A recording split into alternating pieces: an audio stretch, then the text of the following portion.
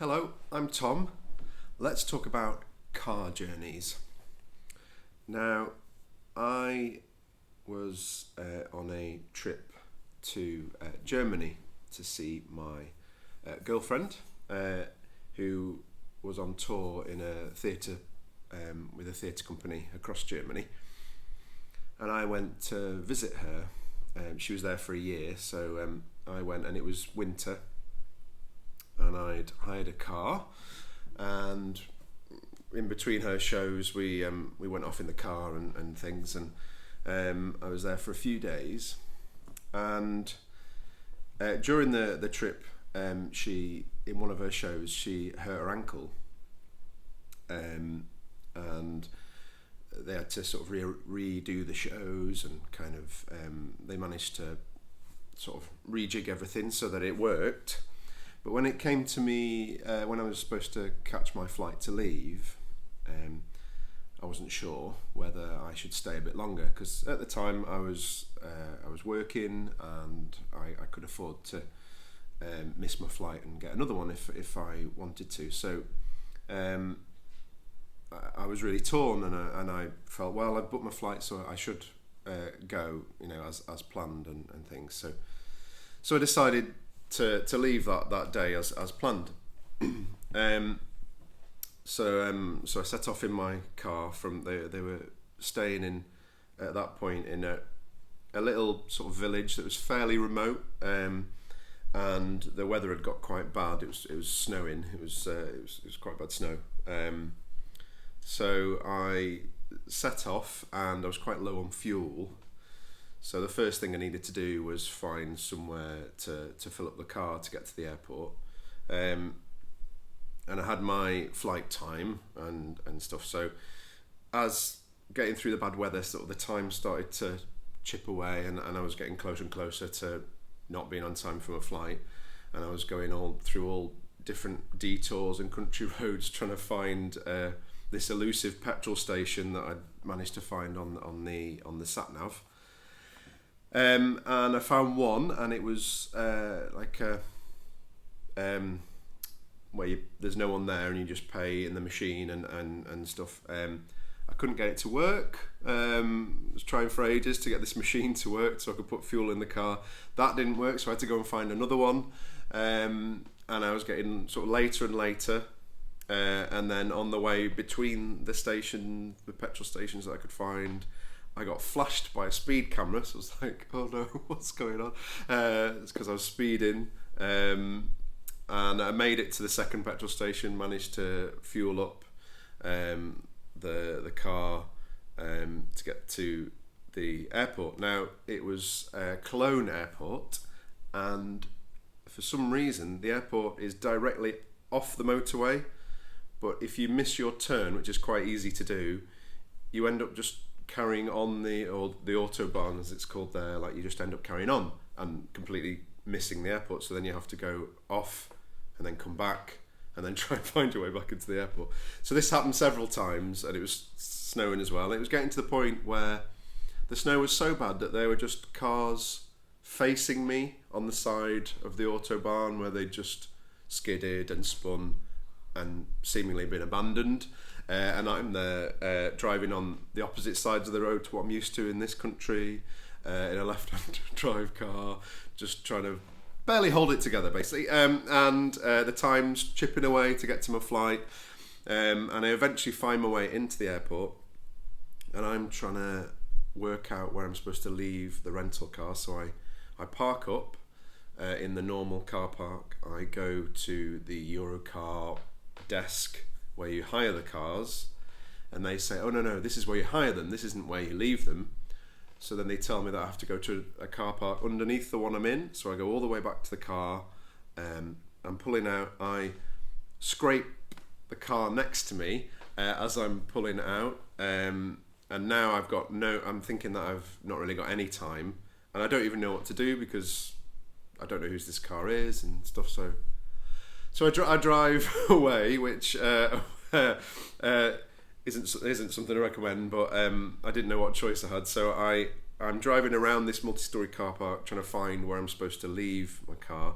I eventually find the barrier that I'm supposed to go through to leave it. Don't know how to get through it. Just don't know what to do, basically. And then it gets to the point where it takes so long for me to find where I'm supposed to leave the car that I'm then thinking, I think I'm going to miss my flight. So I go back to the desk again and say, look, I'm going to miss my flight. And they tell me again where it is. So I go back and then I just give up. I just think, well, I'm going to miss my flight. I'm thinking I've already missed check-in or recommended check-in. So do you know what? I should have just delayed my flight anyway. I should have just got a new flight. I'm just going to go back to my girlfriend's place and just spend an extra day with her and just this is just a nightmare. So I set off back from the airport to where my girlfriend's staying. The weather by this time has got even worse. There are even more cars facing me on the autobahn, just abandoned.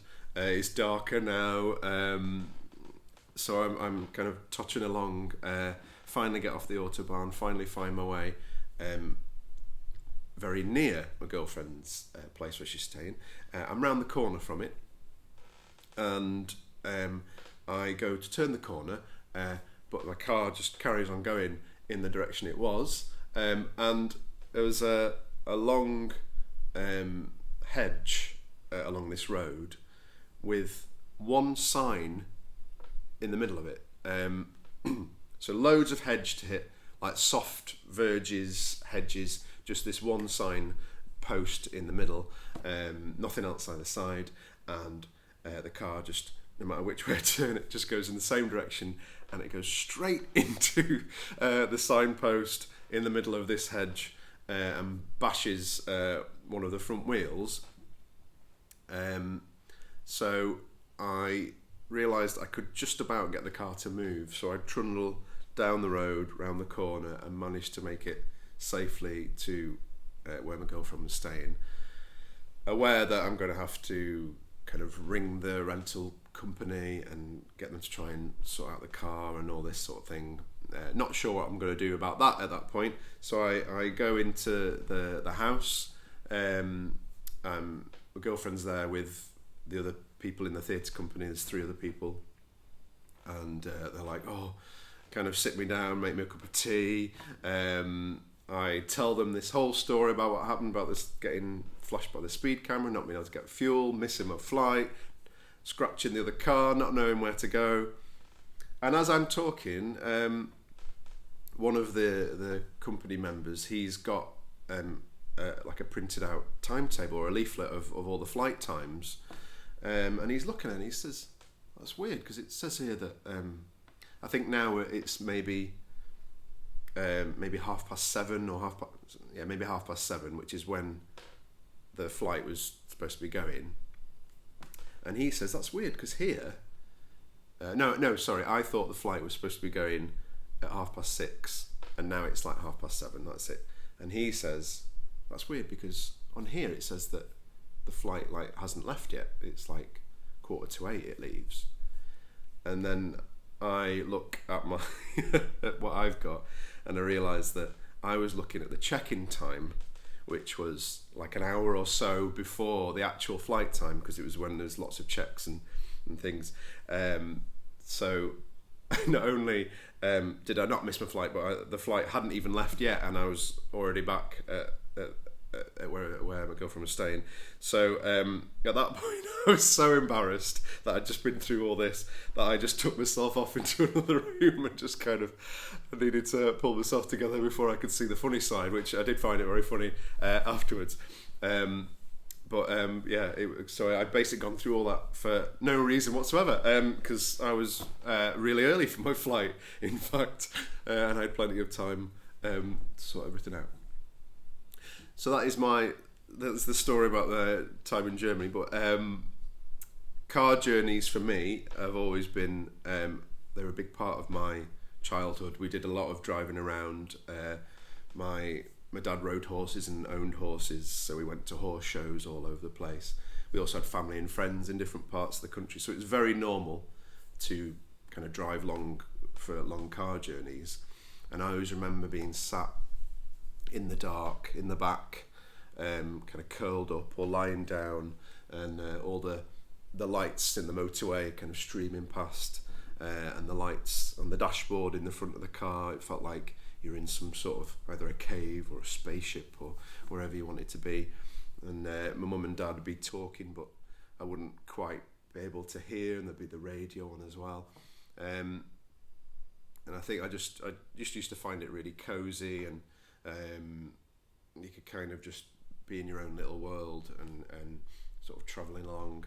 And my grandparents had a Mercedes when I was a kid, and looking back now I realise that it must have been quite a big deal to have that at the time. It felt a very posh car, and they had this, I mean, this was before everyone had mobile phones, long before, and they had a car phone which had a speaker as well, so that whoever was in the front would just be shouting at whoever they were on the phone with, and